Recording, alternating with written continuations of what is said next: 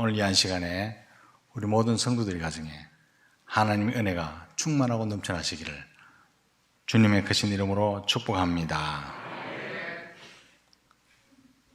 복음서는요, 주님의 삶에 대한 기록이지요. 마태와 마가, 누가 그리고 요한이 말씀을 기록하기 전에 주님의 삶이 먼저 있음을 우리는 기억할 필요가 있습니다. 주님이 이 땅에 오셔서 인간을 구원할 자 있음을 친히 보여주셨고 그것을 구체적으로 기록한 것이 복음서입니다. 복음서 다음에 나오는 것이 무엇입니까? 사도행전이지요. 행전이라고 하는 것은 행실을 기록한 책, 행실을 기록한 전기, 이런 뜻으로 행전이라 말합니다. 그러므로 사도행전이라고 하는 것은 사도들의 행실을 기록한 것, 기록한 전기라 그렇게 말할 수가 있을 것입니다. 그런데요, 복음서 다음에 사도행전, 이것이 이 순서가 도대체 무엇을 의미한다고 생각하십니까? 세상 사람들은 복음을 먼저 믿는 우리를 보고 주님을 이해하고 복음을 이해한다는 사실을 항상 명심하시기를 바랍니다. 우리 일상을 통해서 구원자 하나님을 만나고 우리의 삶을 통해서 주님의 삶을 해석하고 이해한다는 사실을 믿으시기 바랍니다. 이것을 인식할 때요, 우리의 삶이 관념을 지나서 열매맺는 구체적인 삶이 된다는 사실을 믿으시기 바랍니다. 사도행전은요, 이렇게 시작합니다. 데오빌로여, 내가 먼저 쓴 글에는 무릇 예수께서 행하시며 가르치기를 시작하심부터 그가 택하신 사도들에게 성령으로 명하시고 승천하신 날까지의 일을 기록하였노라.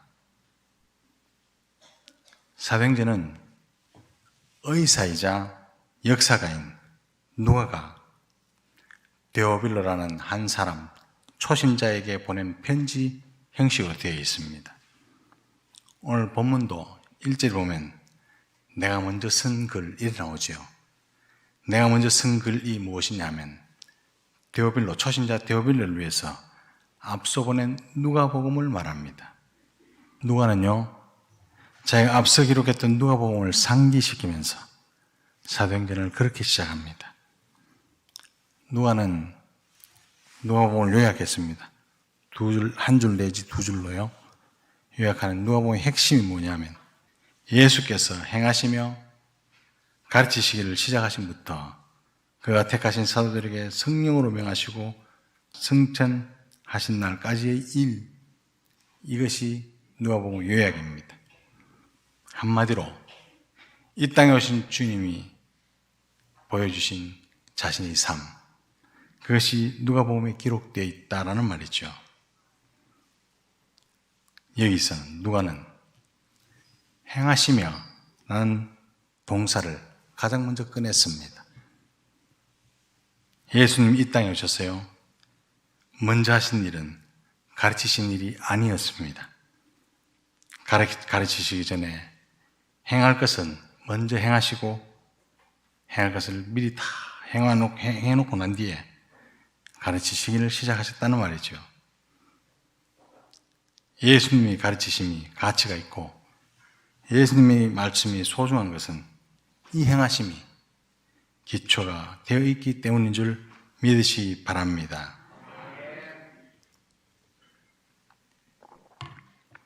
만약에 주님의 행하심이 선행되지 않았다면 주님의 말씀이 2000년이 지난 오늘까지 여전히 귀하고 여기가 이스라엘 땅이 아님에도 불구하고 여전히 가치가 있겠습니까? 주님의 말씀이 귀하고 주님의 말씀이 정말 존귀한 이유는 행하시며 이 말이 기초가 되어 있기 때문임을 믿으시기 바랍니다. 예수님은 과연 인간을 가르치시기 전에 비천한 몸을 있고 인간이 되시고 이 세상에 강림하는 성육신을 먼저 감행하셨다는 말씀입니다. 그리고 세상에서요, 죄로 더럽혀진 인간과 함께 지내시고, 또한 예수님은 세례 받으실 필요가 전혀 없는 분인데 죄인인 세례자 요한 앞에 무릎을 꿇고 세례를 받으신 그 일을 감행하셨습니다.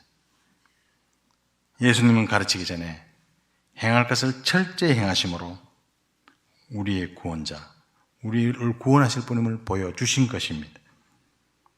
이렇게 먼저 행하시며 이루고자 한 목적이 뭡니까?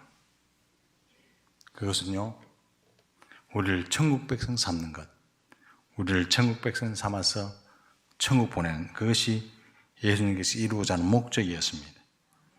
이 일을 위해서 예수님은 이 땅에 오셨고 전생애를 그 일에 집중하셨습니다. 그래서 예수의 삶 자체가요, 우리에게는 복음입니다. 이 복음을 진정 믿는다면 우리의 삶이 그 복음을 뒤따라가는 그런 삶이 되어야 할 줄로 믿습니다. 다음에 나오는 동사는 가르치셨다라는 말이죠. 주께서 행하시기만 했다면 우리는 그 의미를 제대로 이해하지 못했을 것입니다. 그래서 주님은 행하심으로 그치지 않고 행하심과 관련해서 우리가 알아야 될 필수적인 것들을 가르쳐 주셨습니다. 가르침은요, 주님의 사역 중에 중요한 한 가지지요. 그러나 예수님 입장에서 가르치셨다라는 말이지 우리 인간의 입장에서는 배우다라는 말이 더 맞습니다. 그러므로 인간은요, 가르치신 예수님께 배우고자 하는 태도, 배우려는 자세가 먼저 되어야 한다는 사실 믿으시기 바랍니다. 사랑하는 성도 여러분, 가르치기 위해서 먼저 배우는 것이 중요하다는 사실을 믿으시기 바랍니다. 마태복음 28장 20절 말씀에 내가 너희에게 분부한 모든 것을 가르쳐 지키게 하라, 그렇게 말씀하셨습니다. 예수님은 제자들에게 사람들을 가르쳐라, 사람들을 가르치고 지키게 하라, 그렇게 분부하셨지만 그것은요, 3년 동안 제자들과 동고동 나가시고 함께 하셨습니다. 그리고 밤낮 없이 제자들을 가르치시고 또 가르치시고 난 다음에 분부하신 말씀을 우리는 알아야 할 것입니다. 주님의 가르치심이 없으면 세상을 살릴 수도, 세상을 가르칠 것도 없습니다. 단 주님의 말씀을 우리가 바르게 알지 못하면 일상 속에서 우리가 주님을 투영해낼 수도 없는 것입니다. 2절 말씀을 보면 성령으로 명하셨다, 이렇게 되어 있습니다. 원문으로 보면요, 성령을 통해서, 성령을 의지하여 말씀하셨다, 그렇게 되어 있습니다. 예수님 말씀이 하나님 말씀일 수 있었던 이유는 바로 성령님을 통해서 말씀하셨기 때문입니다. 성령님은 자유로 말씀하지 않고 언제나 하나님이 친히 하시는 말씀만 전하셨습니다. 그래서 성령님을 통한 예수님 말씀, 그 말씀 모두 다 하나님의 말씀이셨지요. 예수님이 승천하신 이후에 오늘날까지 우리에게 말씀을 가르쳐 오시고 말씀을 가르쳐 주시는 분은 성령님이심을 믿으시기 바랍니다. 따라서 성령님을 따라서는요, 우리가 하나님과 연결될 수 있는, 하나님 말씀과 연결될 수 있는 길이 없습니다. 성령님께서 우리에게 친히 말씀하시고 생각나게 해주신다는 것은 시공간을 초월하여 말씀을 수시로 일깨워 주시는 것을 말씀하고 있다는 것을 우리가 믿으시기 바랍니다. 사랑하는 성도 여러분, 누가 성령이 충만한 사람입니까? 성령님께서 일깨워 주시는 말씀을 전적으로 받고 그 말씀에 전적으로 순종하는 사람, 그 사람이 성령이 충만한 사람인 줄로 믿습니다. 3절은 또 이렇게 말합니다. 그가 고난받으신 후에 또한 그들에게 확실한 많은 증거로 살아계심을 나타내사 40일 동안 그들에게 보이시며 하나님 나라의 일을 말씀하시니라, 그렇게 되어 있습니다.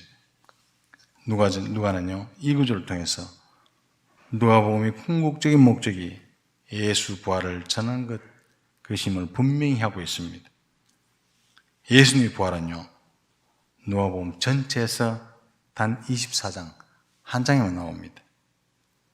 그러므로 누가복음 1장부터 23장까지 그 모든 1장부터 23장까지가 마지막 24장을 위해서 존재한다는 말이죠. 만약에 누가복음 24장까지 되어 있는데요. 누가복음 24장이 빠져 있다면 누가복음의 존재 이유도 없어지는 겁니다. 그 정도로 주님의 부활은 누가복음의 핵심입니다. 그리고 사도행전. 이 사도행전은요, 예수님의 부활을 믿는 것에서 시작합니다. 교회의 존재 이유도 예수님이 부활하셨기 때문에 있는 것입니다. 그리고 주님의 행하심과 가르침을 쫓는 이유도 주님께서 부활하시면서 찾는 것임을 믿으시기 바랍니다. 예수께서 부활하셨다. 예수께서 부활하셨다. 이 말은 누가 개인의 신념이나 소신이 아니었습니다. 누가는요, 주께서 확실히 많은 증거로 친히 살아계심을 나타내사라고 밝히고 있습니다. 이는 예수 부활에 대한 믿음의 근거가 인간에게 있는 것이 아니라 부활하신 주님께 있다는 것을 말하고 있습니다. 누가복음의 부활의 이야기는 독특하죠. 여인들의 증거, 그리고 엠마오로 내려가는 두 제자 이야기가 누가복음에만 나옵니다. 그리고 마가다락방에 숨어서 벌벌 떨고 있는 제자들, 그 제자들 앞에 나타나신 주님의 이야기가 나옵니다. 누가의 표현대로 그 모든 것이 주께서 친히 보여주신 확실한 부활의 증거임을 우리는 확실히 믿습니다. 그런데요, 누가는 예수 부활을 그렇게 강조했으면서도 부활이라는 단어를 한 번도 사용하지 않습니다. 고난받으신 이후에 친히 살아나심을 나타내사 이런 표현으로 대신합니다. 고난받으신 이후에 친히 살아계심을 나타내사 이런 식으로 표현을 대신한다는 말입니다. 누가복음 24장에 부활이라는 단어가 나오지 않습니다. 다른 공간복음에도 마찬가지죠. 진짜로 부활을 의미하는 아나스타시스라는 단어가 사용되지 않습니다. 왜 그럴까요? 그 이유는 간단합니다. 부활이 그 당시에는 호황된 신화나 전설 속에서 사용되었기 때문이고, 부활은 없습니다. 부활은 없다. 부활은 있을 수가 없는 거죠. 라고 말했던 부정적인 의미로 사용되어 왔기 때문에 이 부활이라는 단어가 이 자체가 빠져 있습니다. 부활에 대한 이런 부정적인 관점에 의해서 복음서 저자들은 부활을 다른 방식으로 표현하고 싶었을 겁니다. 그래서 마태복음 28장 8절 말씀 보면 그가 여기 계시지 않고 그가 말씀하시던 대로 살아나셨느니라 그렇게 되어 있고, 마가복음 16장 6절에는 그가 살아나셨고 여기 계시지 아니하니라 그렇게 표현합니다. 그리고 누가복음에는 예수의 시체가 보이지 아니하더라 24장 3절 말씀 이렇게 표현한 것입니다. 오늘 본문에도 고난받으신 후에 친히 살아계심을 나타내사 이렇게 표현하고 있습니다. 이것을 통해서 사도행전을 기록한 누가에게는 분명해집니다. 주님의 부활을 상징적인 의미나 추상적인 개념이나 이론으로 받아들이는 사람에게는 사도행전적 삶을 기대할 수 없다는 것이죠. 예수께서 실제로 우리를 위해서 돌아가셨고 실제로 사망 권세를 깨뜨리고 다시 살아났음을 믿는 사람만이 참된 교회를 이룰 수 있고 사도행전적인 삶을 살 수 있다는 것을 믿으시기 바랍니다. 사랑하는 성도 여러분, 우리도 사도신경에서 이렇게 고백하고 있지 않습니까? 본디오 빌라도에게 고난을 받으사 십자가에 못 박혀 죽으시고 장사한 지 사흘 만에 죽은 자 가운데서 다시 살아나시며 2000년 전 누가와 같이 우리도 똑같이 신앙을 고백하는 사람들입니다. 이 고백이 입술에만 머물러 있지 말게 하시고 죽은 자가 다시 살아나신 주님을 따라서 복음의 증인들로 살아가시는 저와 여러분들이 다 되시기를 주님의 크신 이름으로 축복합니다.